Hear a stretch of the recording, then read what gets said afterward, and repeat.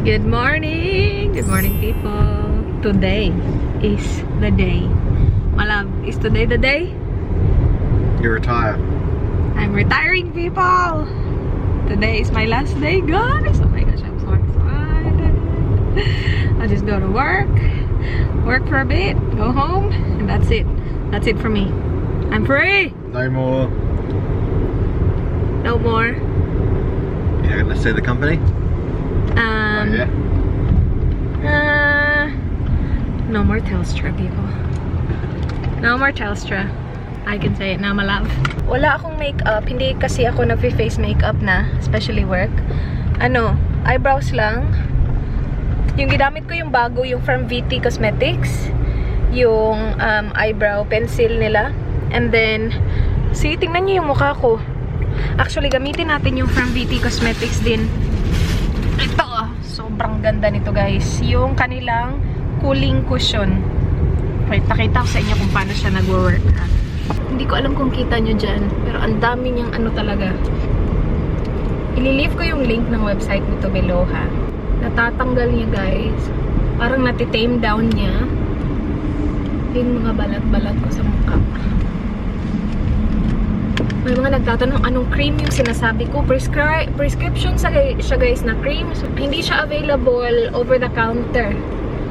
Kasi nung binili namin siya, kinailangan talaga namin ipakita yung prescription ng doktor. Tapos yan, wala na. Tapos kapag bumalik, dab-dab lang ulit ako mamaya. Si Kanika, binigyan ko siya ng Christmas gift. Mga makeup, skincare, ganun. Tapos binigyan niya ako ng damit. Hindi ko siya chinek nung binigay niya sa akin. Pag uwi ko na ng bahay, chinek ko, sabi ko malaki. Hindi ko pa nga tinry, alam ko na malaki. Kasi alam ko naman, di ba, kung ano magkakasya sa akin. So sabi ko sa kanya, uy, malaki sa akin, hindi ko talaga ito magagamit. And alam niya kasi na nagdi-declutter ako. Alam niya na yung mga hindi ko ginagamit na damit, na napupunta sa donate or bigay. So sabi ko, ibalik ko na lang sa iyo, tapos ikaw na lang bahala kung ano gusto mong gawin sa damit. At least, or ibigay mo sa friends mo na magkasya. Sabi niya, sige, dalhin. So, dito yung damit, guys. It's not from Valley Girl. Yung yung bag lang, yung niya. Binigay niya. Pero meron sanang cute, oh. Ganyan siya. Dress. Yan. Kaya lang, malaki to, eh. Medium nga to, eh. Sabi niya, maliit kasi yun na medium. Sabi ko, wala. Kahit na gano'ng kaliit. Yun na medium pa rin yun sa akin. Yung dala-dala kong pagkain, rice lang. Kasi si Kanika, sabi niya, dalhan kita chicken. Huwag ka magdala ng pagkain. Tapos nagluto pa naman ako ng munggo kagabi. Tapos sabi niya, rice lang dalhin mo. So yun, rice lang dala ko. May chicken ako mamaya. Bigyan niya ako chicken. Thank you, Kanika. Okay na, guys. Hindi na ako mababahala. Sure, mababahala talaga. My God. Hindi na ako mababahala kapag gusto namin umalis ni Dan kasi hindi na ako mag-file ng annual leave kasi I'm free. Yun yung pinaka parang isa sa pain point. Sure, pain point talaga sa pagtatrabaho doon sa kumpanya na pinagtatrabahuan ko. Kasi sobrang limited yung Christmas leave. Hindi mo makukuha yung Christmas leave every year. And alam nyo naman ako, gusto ko umuwi ng Pilipinas kapag Christmas. That was the main reason why hindi ako nakapag-Pinas ng Christmas. Kasi, hindi na-approve yung Christmas leave ko. Though hindi naman ako nag-apply kasi alam ko na hindi siya ma-approve eh. Kasi, may leave ako the year before that. So, hindi nila binibigay sa'yo every year kasi they give chance to other people. Ngayon, hindi ko na yun iisipin, babe. I won't think about annual leave anymore, my love. Yes. Kasi wala nang mag-approve. Ako ang mag-approve. I will need to approve it myself, babe. Just me. You have to get my approval. I'm the boss now. You're the vice president. Oh, you're right. Your approval. How do you feel, babe? How about me? Good. Good? Happy for you. Thank you. Why? I'm tired. For you. Tumakbo siya kagabi. Here and, consecutive 2 days. 2 days. Good job, my love. You can tell the difference. You can? Even my shirt's Good job! See, keep it. Keep doing it. No one in a heat wave. You're right, heat wave. We're in a heat wave. Lagi siya sabi, hindi ako tatakbo kasi heat wave daw. Heat wave! Mainit, pero heat wave ka dyan. Yung ginagawa niya rason yung weather. Big T. Malapit na tayo kay Big T, guys. You know, si Big T, oh. Now we're here. Oopsie. So, dyan ako din na-drop ni Dan lagi. Magpa-park siya doon. Or minsan bumababa ako. Nakarating na tayo. Hindi pa ako naka-lipstick, be. Kailangan may ano lang. Hi, guys. We are here. Traffic kasi, paaga pa. Ito yung shift na traffic. Yung shift ko pala 8:30 to 5:10. Diba weird? 5:10. Pero yeah, maaga ako matapos ngayon. Kasi last day ko ay... We're here, people! Nandun si Big T, oh. So, dyan ako papasok. Dyan, Big T. Tapos sa ano ako, 21st floor. So, doon sa taas. Hindi na kaya ni camera. Pero yeah, doon sa taas ako, guys.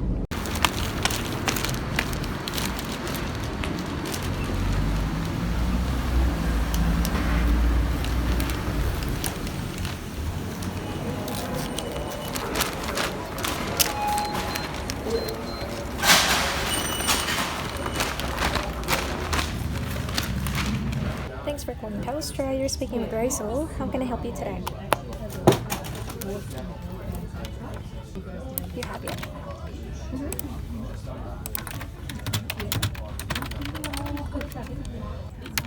This is an account number, you mean? Yeah. Rhazel, rhaze.zigz. Do we have a note on the account regarding the cancellation request? Alright, no, that's so good. Who do you have again, sorry? Cheryl? Alright, no worries. You can put the customer through. It's alright, thanks. Thanks. Hi there, Cheryl. This is Rhazel. How are you? That's good. So yeah, she did mention that this... Yeah, do you want the reference number? Just so you have it? Yep, I'll give you my employee. I'll leave detailed notes on the account as well, just in case this happens again. But I guarantee it's all disconnected now. Yep. No worries. Have a good one. See ya. Bye. Thanks for calling Telstra. You're speaking with Rhazel. How can I help you today? So their services are all up and running with the new provider now? I'll have a chat with Genevieve. You can put the customer through. Rhazel, R-A-Z-E-L. Alright, sure. Thanks. Hi there, Genevieve. This is Rhazel. How are you? Yep. That's correct, yep.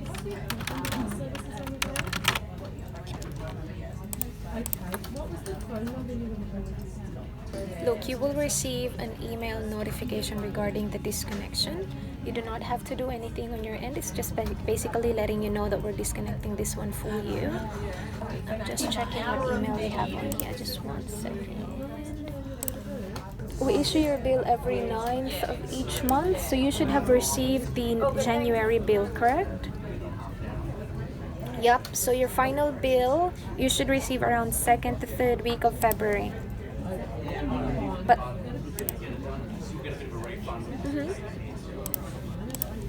that's correct, yes. The landline charges will stop when the service was last active with us. So I'm just going to check when it was transferred across.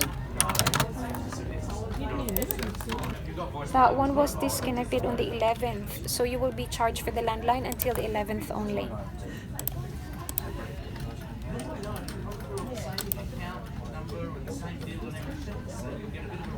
Today. Yep. Yep.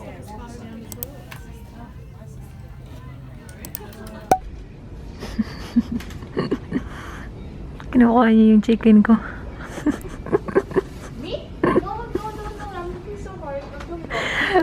horrible. You don't look horrible. Yeah, no, I'm sure it's gonna be fine.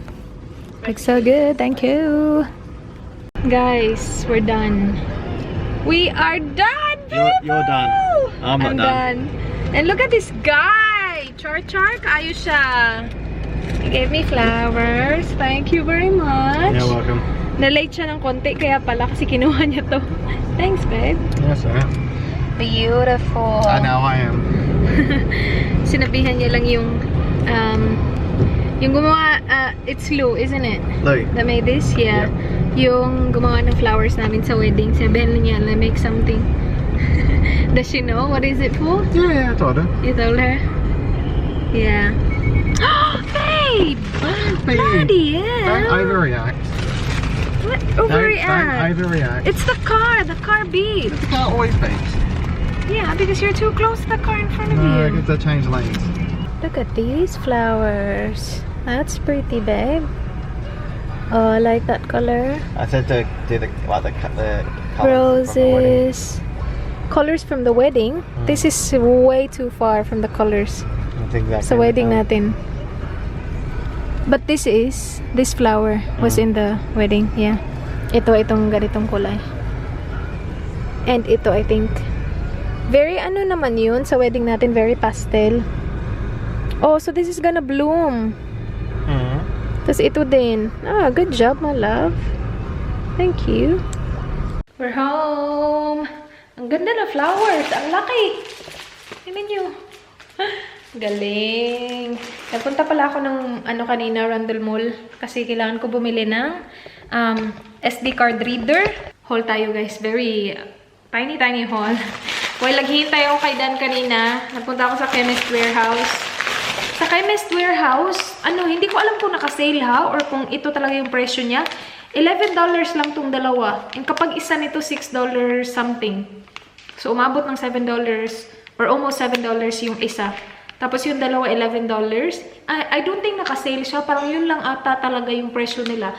Which is mura compared sa iba, I think. And then, nagpunta ako sa Apple Store. Bumili ako nito. Kailangan ko ng SD card reader. I've been using a different brand. Hindi Apple na brand. And hindi siya nag-detect minsan. Minsan, nag-i-eject na lang siya ng kanya. Tapos, kailangan din siya gamitin na Dan. So, binigay ko na lang kay Dan. Tapos, binili ko to. Mahal nito. Grabe. Parang bago ata to nila. So, ito yung sa USB-C to SD card. $65. Pero at least Apple siya ba, hindi masisira yung natin. Oh, that looks really good, my love. Put it in the buffet! Yes! Lagay niya sa vase, yung flower. Oh, that's nice. We should put it over here, maybe. Laging naan ni picture, oy. Kinuha ko tong picture kasi ayoko yung picture nilagay dito. That looks pretty, my love. Thank you. Ito, magandang kulay. Yan. Thank you, babe. Tawang-tawa ako sa mga throwback na picture na inan ako, guys. Pinost ko sa Instagram. Diba? May mga gulo ng closet to. 2009 versus 2019. Wala naman akong picture 2019. Ay, meron ako 2009. Akin ba yun, babe? Was that mine? Yours. Ako nga. Mama mo, babe. Aww, she texted. She said, congrats. You finished work. Aww. Sweet naman ang mama niya. Ay, may na. Nag-post ako ng mga picture. Hindi naniwala si Dan na ako yung post ko yung picture dito, guys. Throwback. Siguro mga 8 ako nun. Grade 4 ako nun eh. Wait, ilang taon ba ako grade 4? Yeah, mga 8. Kasi medyo maaga ako eh. 6 ako na grade 2. So, grade 4. Sumali ako sa barangay. Beauty contest. Para akong tanga. Tawang-tawa si Dan. Yung ko pa, yung sportswear ko pa, badminton. Ganyan ako nun. Para akong buang. Wait, magbihis na tayo, guys. Hindi pa ako kumakain. Ang ganda na feeling na wala na akong iisipin na trabaho bukas. Kasi ngayon, kung may trabaho ako bukas, ngangarag-ngarag ako kasi kailangan ko matulog ng maaga. Pero ngayon, I'm free. Hindi ko na kailangan magngarag, guys. Like, As in, every, ano talaga, yung routine ko talaga ha, pagdating galing work, dapat magluto agad-agad, dapat kumain agad-agad, mag-edit ng thumbnail, kung kailan mag-edit ng thumbnail. Before pa ako pinagbawalan na mag-edit ng gabi, nag-edit pa ako sa gabi. Yeah, so lahat yun, pinagkakasya-kasya ko. Kasi kailangan ko pa matulog ng maaga kasi kinabukasan ayokong kulang ako sa tulog na pumunta sa work. So now, hindi ko na iisipin yun. As in, non-stop talaga guys. Wala akong ginawa kundi mag-isip na, oh, ito yung gagawin ko next. Oh, ito yung dapat kong gawin next. Tapos kinabukasan ito na naman. Like, non-stop. So ngayon, at least, like, you know, makakapagpahinga yung aking utak. Ay. It feels good. It feels really good. And you know what, babe? I vlogged a little at work. Did you? Yeah. I used my phone. So we'll see. Wait, replyan ko muna tong mama niya, guys.